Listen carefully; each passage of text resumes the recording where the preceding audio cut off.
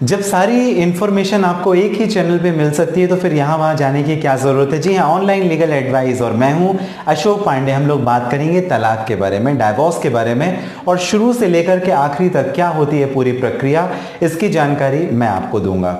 शुरुआत करते हैं एक इंट्रोडक्टरी पार्ट जिसमें आने वाली जो सीरीज है, बिकॉज क्या है पूरा डिटेल में मुझे आपको एक्सप्लेन करना है और मैं कोशिश करूंगा कि ज़्यादा से ज़्यादा बेहतर जानकारी आप तक पहुंचा सकूं। तो इसके लिए हम लोगों ने पार्ट्स में वीडियो बनाए हैं और पार्ट्स क्या होंगे। सबसे पहले इंट्रोडक्टरी पार्ट जो ये वीडियो है, जहां पर आप देख रहे हैं कि आगे आने वाले वीडियोज़ में हम लोग किस मुद्दे किस टॉपिक पर बात करेंगे। तो अगर किसी भी कानून की बात करें तो उसमें स्टेजेस होते हैं। जी हाँ, केवल जनरल इंफॉर्मेशन के लिए कि तलाक क्या होता है वो आपको भी मालूम है। पति पत्नी का अलग हो जाना, उनका जो रिश्ता है वो टूट जाना, खत्म हो जाना, उसे हम लोग तलाक कह सकते हैं। लेकिन अब ये तलाक कह देने में तो आसान लगता है, लेकिन जो इसकी प्रक्रिया है वो थोड़ा जटिल है, थोड़ा कॉम्प्लेक्स है, समझना पड़ेगा। तो टाइप्स ऑफ डाइवोर्स भी हैं, अलग अलग रिलीजन में अलग अलग प्रकार के डाइवोर्स हैं। तो बेसिकली जब टाइप ऑफ डाइवोर्स के बारे में बात करते हैं तो दो तरीके। पहला, आपस में दोनों समझौता और समझदारी के साथ तलाक ले लें, जिसमें एक दूसरे के ऊपर कीचड़ उछालने की ज़रूरत नहीं होती है, और यह है आपसी सहमति तलाक यानी म्यूचुअल डाइवोर्स। ये आपको स्पेशल मैरिज एक्ट में ही मिलेगा, क्रिश्चियन लॉ में भी मिलेगा, मुस्लिम लॉ जो मुस्लिम पर्सनल लॉ है उसमें ही मिलेगा, हिंदू मैरिज एक्ट में ही मिलेगा। यानी म्यूचुअल डिवोर्स की जो प्रक्रिया है, आपसी सहमति तलाक, दोनों आपस में समझौता करके, परिवार वाले उनका समझौता कराते हैं, खुद पति पत्नी अपना समझौता करते हैं और तलाक लेते हैं, ये एक प्रक्रिया है। दूसरी प्रक्रिया वो जहां पर एक तो लेना चाहे दूसरा ना देना चाहे, यानी पति या पत्नी को तलाक चाहिए दो में से एक को, लेकिन जो अपोजिट पार्टी है वो तलाक देने तैयार नहीं है, वो देना नहीं चाहते, उसके भी कुछ रीजन हो सकते हैं। तो जब तक जस्टिफाइड रीजन नहीं होगा, जब तक ग्राउंड नहीं होंगे, उस प्रॉपर ग्राउंड को कंसीडर किए बिना कोर्ट तलाक देगी नहीं। जी हाँ, तो कोर्ट में अगर आपको तलाक लेना है तो आपको ग्राउंड सबूतों के साथ, आधारों के साथ साबित करने पड़ेंगे, अदरवाइज इतना आसान नहीं है।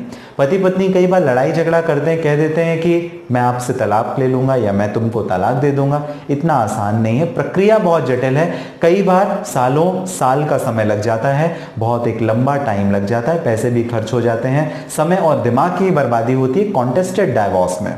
तो इतनी आसान प्रक्रिया नहीं है। आगे आने वाले वीडियो में डिटेल में एक्सप्लेन मैं करूंगा आपको कि क्या क्या आधार होते हैं और किस प्रकार से पूरे स्टेप बाय स्टेप प्रक्रिया होती है। फिलहाल इंट्रोडक्टरी पार्ट के बारे में बात करें तो पहला मैंने आपको बताया म्यूचुअल डाइवोर्स और दूसरा कॉन्टेस्टेड डाइवोर्स। बहुत ही जरूरी एक बात, शादी करना आसान है, उतना मुश्किल नहीं है, लेकिन तलाक लेना बहुत मुश्किल है। जी हाँ, म्यूचुअल डाइवोर्स है तो फिर भी आसान है, लेकिन अगर कॉन्टेस्टेड है तो बहुत मुश्किल है।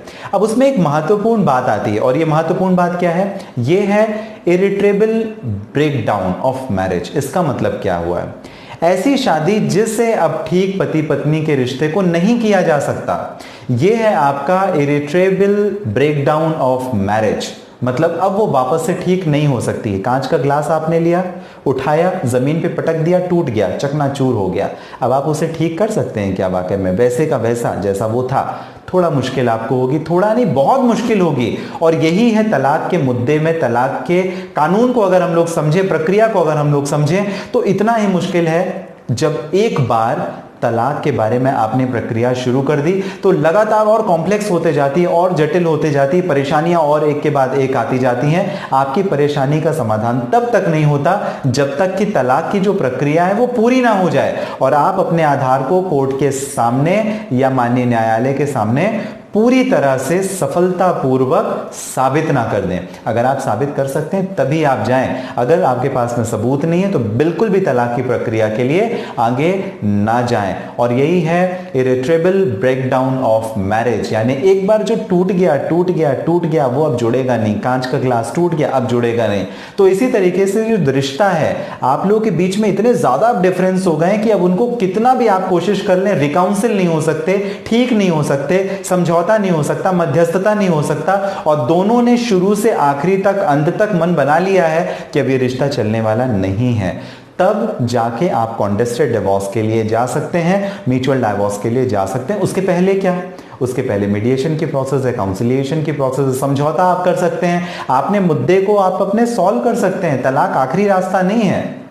इसके आगे भी बहुत सारे रास्ते हैं जो आप अपना के अपने रिश्ते को ठीक कर सकते हैं। आप मीडिएशन के लिए क्यों नहीं जाते? आपको लगता है कि ठीक है पति या पत्नी एक दूसरे से सहमत नहीं है, तो एज ऑब्वियस कोई भी नहीं होता, बहुत सारे विवाद होते हैं, तो उन विवादों को सॉल्व करने के और भी तरीके हैं। आप आर्बिट्रेशन में जाइए, आप काउंसिलिएशन में जाइए, आप मीडिएशन में जाइए, आप सेटलमेंट में जाइए, बहुत सारी प्रक्रिया है जिसे आपको फॉलो करना चाहिए। और जब अंत तक, आखिरी तक अगर आपको ऐसा लगता है कि अब नहीं ठीक हो सकता, ये तो बस अंत हो गया, तब आप तलाक के बारे में सोचिए, वो आखिरी आपका रास्ता है।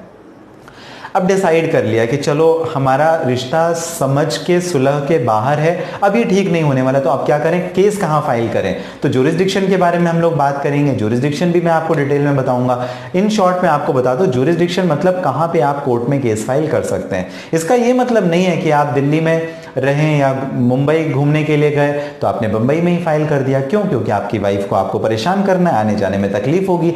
ऐसा नहीं है। ज्यूरिसडिक्शन बहुत इंपॉर्टेंट है। जहां पर शादी हुई, जहां पर दोनों हस्बैंड वाइफ आखिरी तक रहे, आखिरी समय उन्होंने साथ साथ बिताया, या कि जहां रेस्पोंडेंट रिसाइड कर रहा है, या कि जहां पे वाइफ रिसाइड कर रही है, रह रही है, चाहे वो उसका मायका है, तो जिस जगह से शादी हुई, तो ये सारे ज्यूरिसडिक्शन होते हैं जहां पे केस फाइल किया जा सकता है। कहीं भी कर देंगे तो कोर्ट पहली ही हियरिंग में आपका केस निपटा देगा, डिसमिस कर देगा। तो इस हिसाब से ज्यूरिसडिक्शन बहुत इंपॉर्टेंट है कि कहां पे आपके तलाक की जो पिटीशन है ना वो आप फाइल करेंगे। मेंटेनेंस की, चाइल्ड कस्टडी की, एलिमनी की पिटीशन जो है वो आप फाइल करेंगे, कहां करेंगे, बहुत जरूरी है, और इसी को हम लोग बोलते हैं ज्यूरिसडिक्शन।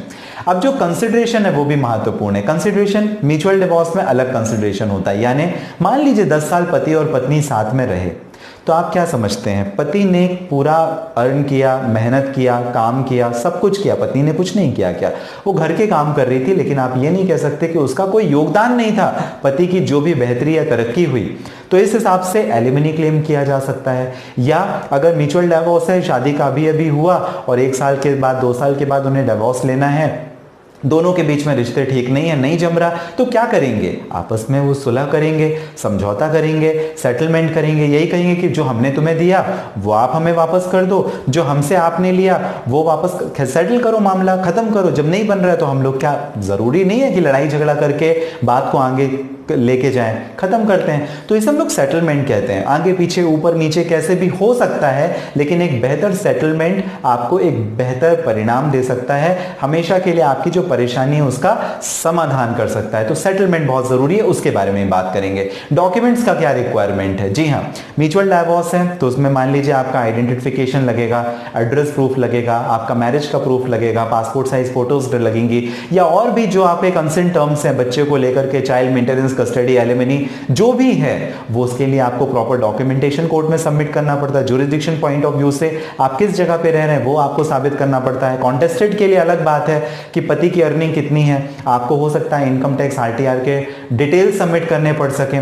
तो ये सारे अलग अलग डॉक्यूमेंट्स, तो क्या म्यूचुअल डिवोर्स में डॉक्यूमेंट है और क्या कॉन्टेस्टेड में, मैं आपको डिटेल में बताऊंगा। फिर स्टेप्स क्या क्या होते हैं। फाइलिंग होती है, फाइलिंग के पहले लॉयर से आपको मिलना है, लॉयर आपको पूरा ब्रीफ देगा, ब्रीफ के हिसाब से आपकी पूरी ड्राफ्टिंग होती है, ड्राफ्टिंग के बाद में कोर्ट में केस फाइल होता है, कोर्ट में केस फाइल होने के बाद ऑब्जेक्शंस या डिफॉल्ट है तो वो डिफॉल्ट रिमूव किए जाते हैं, डिफॉल्ट रिमूव करने के बाद फर्स्ट डेट ऑफ हियरिंग में कोर्ट के सामने जाएगा, देन नोटिस या समन सर्व होंगे, बेलेफ के थ्रू है या हमदस्त है या व्हाटएवर, या इंडियन पोस्ट के थ्रू है। तो नोटिस सर्विस होने के बाद में फिर रिप्लाई या रिटन स्टेटमेंट, फिर आगे की जो प्रक्रिया है वो इंटरिम ऑर्डर्स के बारे में बात होती है। तो ये सारी प्रक्रिया है, एक वीडियो में बताना मुश्किल है इंट्रोडक्टरी पार्ट में, इसी वजह से इन शॉर्ट मैं आपको सारी डिटेल दे रहा हूं जिससे आप आगे आने वाले वीडियोस को मिस ना करें और आप पूरी जानकारी ले सकें कि आखिर कितनी जटिल प्रक्रिया है, कितनी आसान प्रक्रिया है। आपका अगर कोई सिमिलर केस है तो आपको कितनी मेहनत, कितनी मशक्कत करनी पड़ेगी, आपका जो कॉन्सेप्ट है वो क्लियर हो जाए। इस वजह से मैं आपके सामने खड़े होकर सारा का सारा आपको डिटेल बताने की मैं कोशिश कर रहा हूं। तो स्टेप्स क्या क्या होंगे उसके बारे में बताया। अब ग्राउंड्स भी होते हैं, बिना आधार के आप कॉन्टेस्टेड डिवोर्स में नहीं जा सकते। म्यूचुअल में चलिए ठीक है, कंपैटिबिलिटी इश्यूज हैं, दोनों के बीच में जम नहीं रहा है, दोनों को ऐसा लग रहा है कि रिश्ता चलाना मुश्किल है, तो ठीक है, कंपैटिबिलिटी इश्यूज में आप अपने केस को खत्म कर सकते हैं। लेकिन जब कॉन्टेस्टेड डिवोर्स है तो वहां पे आपको आधार पे जाना पड़ेगा, आपको फैक्ट्स और एविडेंस और प्रूफ को साबित कोर्ट में करना पड़ेगा। अगर आपने नहीं किया तो मुश्किल आएगी। तो ग्राउंड्स क्या होते हैं? जैसे क्रुएलिटी एक ग्राउंड है, मेंटल क्रुएलिटी हो गया, या डिजर्शन हो गया, लेप्रेसी हो गया, वेनरल डिसीजेस हो गया, या कोई भी ऐसा ग्राउंड जो आप ले रहे हैं अपने केस में, आपको साबित करना पड़ेगा। ऐसा नहीं कि आपने एडल्ट्री कह दिया मतलब अब हो गया, नहीं, आपको साबित करना पड़ेगा कि यस एडल्ट्रियस रिलेशनशिप अपोजिट पार्टी के थे, अपोजिट स्पाउस के थे, तभी कोर्ट कंसीडर करेगी, अदरवाइज आपको कंसीडर नहीं करेगी। तो इस हिसाब से आपको जो भी आप ग्राउंड लेकर के जाएं कॉन्टेस्टेड डिवोर्स में, जरूरी और बेहतर यह है कि आपके पास प्रॉपर एविडेंसेस होने चाहिए। अब सबसे बड़ी बात, पैसा कितना लगता है, पैसा कितना लगता है उसके बारे में मैं आपको बताऊंगा। पैसा बहुत इंपॉर्टेंट है इस वजह से क्योंकि कई बार आपकी जेब ना बहुत ज़्यादा खाली हो जाए, तो इस हिसाब से आपको एक आइडिया रहना चाहिए कि लगभग लॉयर टू लॉयर डिपेंड करता है, केस टू केस डिपेंड करता है, फैक्ट्स पे डिपेंड करता है, और भी सर्कमस्टांसेस और जगह के ऊपर, प्लेस किस जगह पे, दिल्ली बंबई में फाइल करेंगे ज़्यादा लगेगा, किसी छोटे शहर या गाँव में आप फाइल करेंगे तो कम लगेगा।